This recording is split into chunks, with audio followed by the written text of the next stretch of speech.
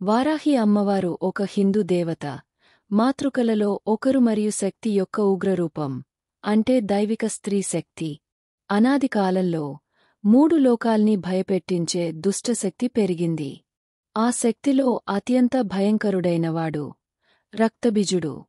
అతని రక్తం భూమిని తాకిన ప్రతిసారీ మరొక రాక్షసుడు పుట్టేవాడు. అతడిని ఎవ్వరూ జయించలేకపోయారు. ఈ దుర్మార్గాన్ని నిలిపేందుకు దేవతలు సప్తమాతృకల్ని పిలిపించారు. అప్పుడు విష్ణువు తృతీయ నేత్రము నుండి వెలువడిన శక్తి వరాహి అమ్మవారు. ఆమె శరీరం మానవ రూపంలోనూ, ముఖం వరాహం, జింకపంది రూపంలోనూ ఉంది. ఆమె రూపం శక్తితో కూడినది, భయానకమైనది. ఎరుపు, నలుపు రంగులలోని వస్త్రధారణతో, అగ్ని వంటి కవచంతో వరాహి అమ్మవారు యుద్ధానికి సిద్ధమయ్యారు. ఆమె దంతాలు మెరిసిపోతూ, కళ్లలో అగ్ని మెరుపులతో భూమిని కుదిపేస్తూ వచ్చారు. దుర్గాదేవి మరియు కాలి రక్తబీజుని ఎదురు పోరాటంలో ఉండగా వరాహి అమ్మవారు అడుగుపెట్టారు.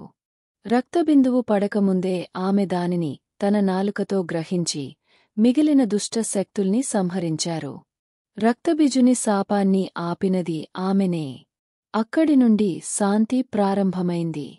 దేవతలు వరాహి అమ్మవారికి నమస్కరించారు. ఆమె రాత్రికాలపు దేవతగా మారి తన భక్తులను అజ్ఞాతపు శత్రువుల నుండి కాపాడుతుంది. ప్రతి ఏడాది ఆషాఢ మాసంలో అమ్మవారి శక్తి మేల్కొంటుంది. గుప్త నవరాత్రులు సమయంలో, రాత్రి సమయంలో అమ్మవారికి ప్రత్యేక పూజలు నిర్వహిస్తారు. ఈ పూజలు భక్తుల అంతర్ముఖ మార్గాన్ని జాగృతం చేస్తాయి. కాశీలో ఒక రహస్య ఆలయం వరాహి అమ్మవారికి అంకితం. సాధకులు, తంత్రజ్ఞులు అక్కడికి వెళ్లి మౌనంగా పూజలు చేస్తారు. ఈ ఆలయంలో పూజ చేసిన వారికి భక్తి, జ్ఞానం, రక్షణ లభిస్తాయని నమ్మకం.